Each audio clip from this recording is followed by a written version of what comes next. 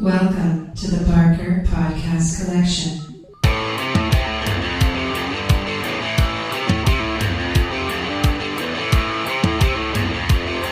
I suck, you suck, I suck at Call of Duty.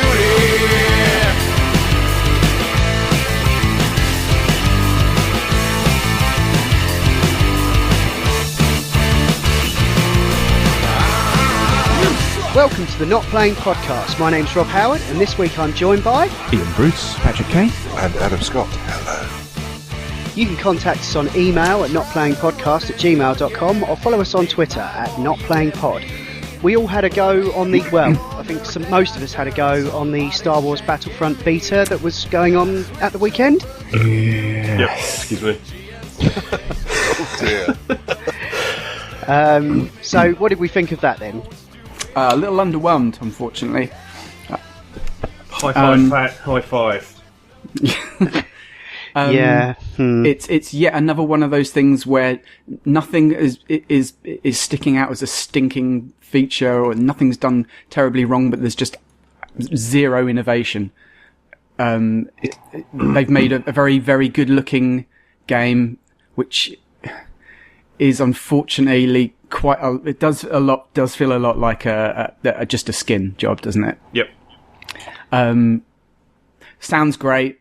Menu music is brilliant. Interface is lovely. The UI for the menu is really beautiful. I said this to Rob the other day. I think one of the problems it might have is that in doing all this kind of photogrammetry stuff and doing like really super high realism, I think maybe that is not. Maybe those environments aren't ideal for a first-person shooter, a competitive first-person shooter. It seems like, to me, it looked like they kind of. Some of it looked very washed out, and I wondered if it was that was to make, the other players more visible in environments which weren't ideally suited for that kind of gaming. Yeah. I'm talking about the kind of canyony levels. There just wasn't anything new in it. I've played that game 10 years ago. Yeah. And when I played it 10 years ago, it had quite a bit more atmosphere to it. I think the last two games actually captured the kind of Star Wars feeling better than this new one. You mean the last two Battlefronts? Yeah. Yeah. And I think part of that is probably due to probably the strengths and the limitations in the time that the graphics in the previous two had to be a little bit more cartoony and caricaturish because they couldn't be super realistic, and in doing so I think they built something maybe a little bit more just a little bit more character and atmosphere, I think. Does it need to be something new, or does it just need to be able to shoot people in the Star Wars universe? It needs to be able to shoot people in the Star Wars universe. Yeah. However, so is the fact that it's not really innovating anything? I mean, this isn't. I don't think everyone was ever claiming this was going to be the most innovative game that was going to hit this year. But it's about wish fulfillment, isn't it? Yeah, but here's the thing. In the previous games, you had all the cool space stuff, and that wasn't something you could do in the beta, as far as I'm aware. I don't think it exists in this game, does it? No, and no, it doesn't. You're totally right. No, it doesn't actually exist in this game. There's atmosphere stuff, though, isn't there? Isn't there atmosphere stuff? There is vehicular stuff, but I don't think they did the kind of ground to space stuff which they've done with several of the Sony PSP Battlefront games. Right. There's about 50 of those on that platform. There is quite a lot of them actually on there. But in a lot of those, they had the kind of, you could run around on the planet surface, and you could go off into space, and then you could get onto a space station in space. And it just seems ridiculous to take a backward step and not have that thing that's already been proven to work in several games in the latest one. It's a very common complaint from the detractors. And to just have this feet on the ground shooter in a Star Wars skin, I don't know. It felt a bit too. I don't know. If you told me 10 people had made it, I'd be impressed. But it was like a massive company. I was just a little bit disappointed with it, really. I was quite optimistic about it, but I put it on, and I admit I was a little bit hungover on Saturday when I played it, but I just got in there and I was like, this looks really, really nice, and then I just got shot and then died, and then I respawned quite quickly, so I thought, okay, I'll persevere, and then I just got shot again, and I started to figure out like what I was doing a bit. I thought the blaster was quite satisfying to shoot for just being a blaster. I thought it was a little bit weird. You still reload it. Well, doesn't it just overheat or something? Yeah. Yeah, but it's actually called reloading. Yeah, I know. There's still an R. It's thermal clips. It's thermal clips like Mass Effect, you see. Oh, yeah. Of course. But like, I basically I just kind of felt like, oh my god, I really can't tolerate these games anymore. And I quite enjoyed Titanfall, to be honest. I found that quite accessible. I think mostly because you kind of had that variation in very quickly and immediately you could change it up. You know, you could be parkouring around and then you could get in the Titan and that I think that sort of safety net to an extent kind of endeared it to me quite a bit. But this, I was just like, my god, I'm just blasting here, hoping I run across a pickup that might do something that I have no idea about. And I just lasted half an hour and then just rage quit and uninstalled. I couldn't believe how little patience I had for it. My surprised face somewhere. Where is it? But yeah, I just thought it was not that. I thought I was done with the genre, but I don't think it's that, and I'll go into why later. But okay. Just before, because I think Adam's opinion will be the most appropriate for this particular game. So if I could just leap in before you do, I think Pat's right. I think Rob's right. I think Adam is about to be right, but they're all for different reasons. As a serious FPS that has good tactical and comrade for the feeling of battle, it's never going to work for me. It feels like Star Wars, and Star Wars, the battles were like 50% of the films. The rest was tedious exposition and just, you know, brothers kissing sisters and stuff. And that's all right. That's okay. There's no comms on the PC version. There's a big list of reasons why the PC version is a bit kneecapped, but for an FPS to work for me, I need to be able to talk to the people that I'm playing with. I will talk to my friends on TeamSpeak, but if I have a pickup group, I want to be able to tell them, right, you come over here and we'll do this, and you guys go and do that. So we're not just running after. It's not like a game of child's football where there is no skill involved at all. There is a ball on the pitch and everybody's running after it. That's what this felt like for me. But that's okay, because I don't think I'm the target audience for this. I don't necessarily think Pat's the target audience for this. I would like it to be my wish fulfillment for Star Wars, but it's never going to be, because I have a very definitive list of what I want an FPS to be for me, and this isn't going to do that. What this has to do is appeal to the largest amount of people who are fans of Star Wars, and the largest amount of people who are fans of Star Wars aren't probably elite FPS players. I don't think I'm elite, but I've played for a long time. That's what I mean by elite. So we have these preconceptions about what we want in an FPS, and I don't think this game is made for us. It's made for Star Wars fans and the parents of Star Wars fans who want to buy them for their children, who want to buy this for their children. At which point, I introduce my good friend, Mr. Adam Scott. Well, as I've mentioned a couple of times, my son is biting my arm off to get at this game. So I was overjoyed to see the little video of Luke getting defeated by Vader and then all the snowtroopers teabagging him. And about 5 or 6 guys just waving their tackle in his face. I think Ian's very right. I don't think we are the target demographic for this game, especially because I think everyone that played and loved the earlier Battlefronts is not going to like this very much. That's the feeling I've certainly been getting from a lot of the internet forum reading I've been doing. But so that sort of stated and said, as a game itself, I understand. I wanted to ask you guys before I make my comments what you thought of the actual gunplay itself. Did it feel? Did it feel Star Warsy and enjoyable, or was it only in that I was aiming at someone who wasn't really hitting them when I was playing as a stormtrooper, and that also worked when I was playing as a rebel.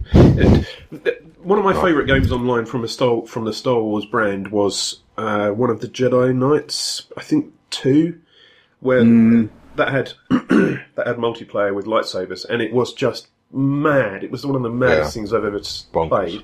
Force pushing people off things and then falling to the doom. It was hilarious. Yeah, I remember that. However, the saber combat was just mashing your mouse button and hoping you've hit someone.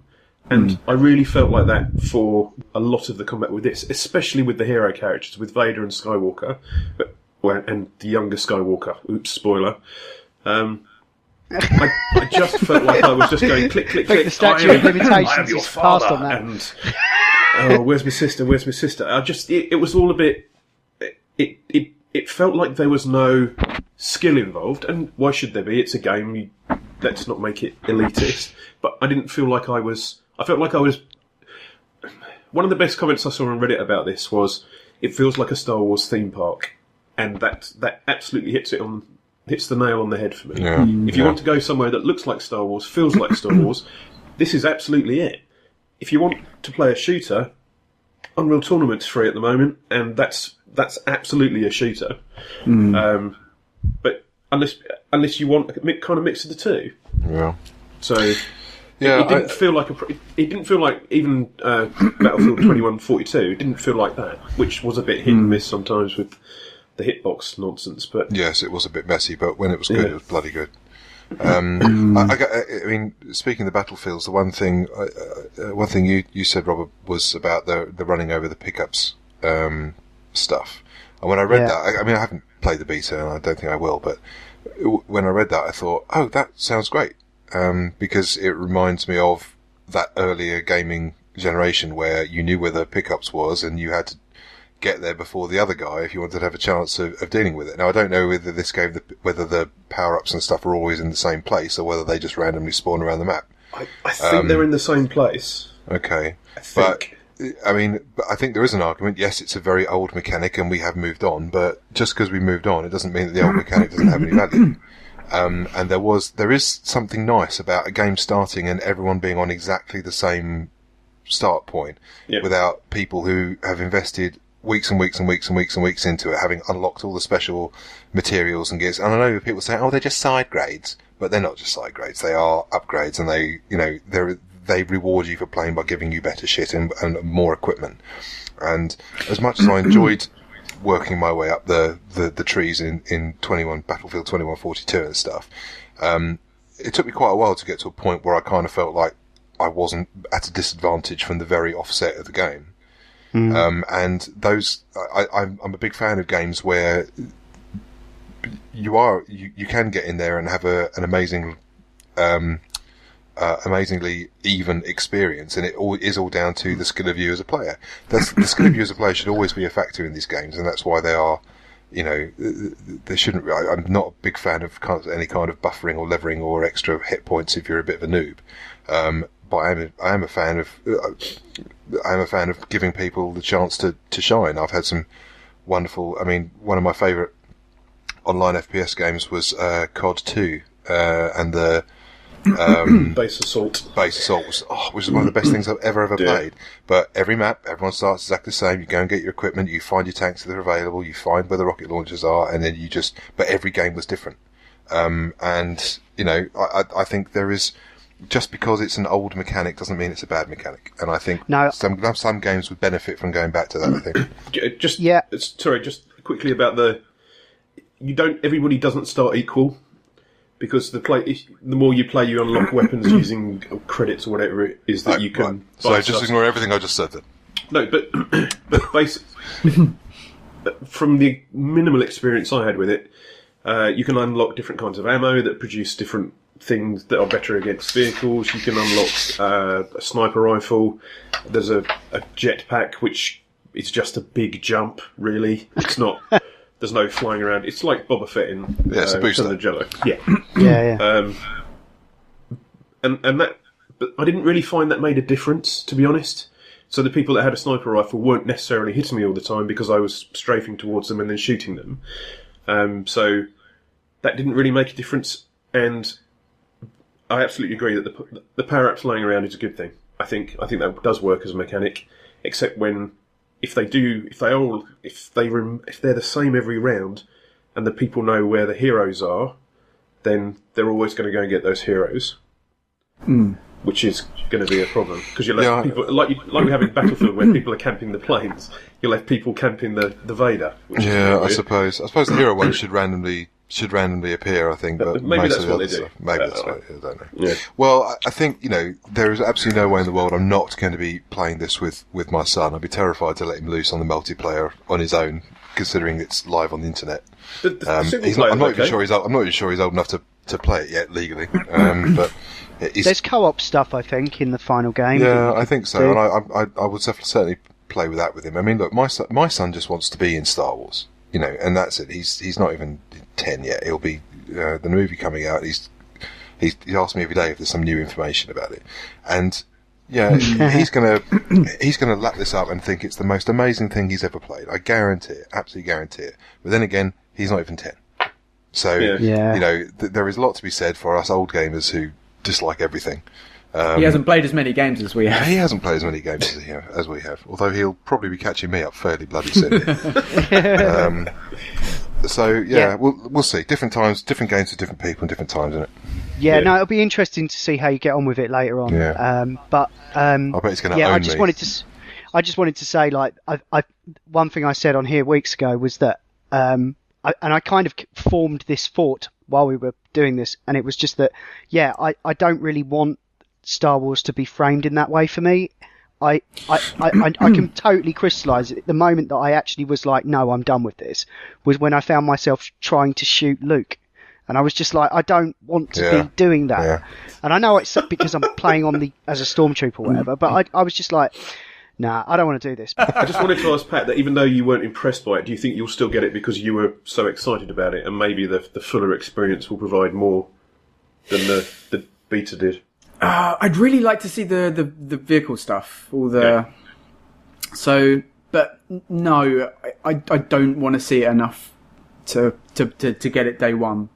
Maybe a couple of, maybe a little bit further down the line when it's a little bit cheaper, possibly, but no, I'm not in a rush to get it now. I think it will remain £55 for the rest of its life. It most probably will. What with the tie-in kicking off in December for the next 25 years or however many movies they're going to be making. Yeah. And it seems weird that I'm saying that because I played those two games absolutely to death. You're getting old, death. Yeah, but hundreds of hours in both of those games. But this isn't those games, is it? No. Yeah, and it shares a name, and that's it's the not same. 2004 or whatever. You're not 11 years younger. Exactly. No. We've all changed. We've all changed. We've all really grown wiser and more attractive and larger, more cuddly. This has been the Not Playing Podcast in partnership with notlistening.co.uk, where you can also hear myself and Ian talk about movies and TV on the Not Watching Podcast, and Adam, Ash and Will, not that one, talk about all manner of funny things on the Not Listening Podcast. You can also let us know what we're doing right or wrong via email at notplayingpodcast@gmail.com.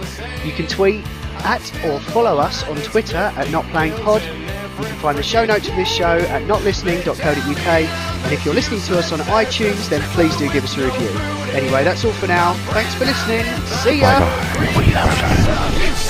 suck at Call of Duty. There's no hope for me. I suck at Call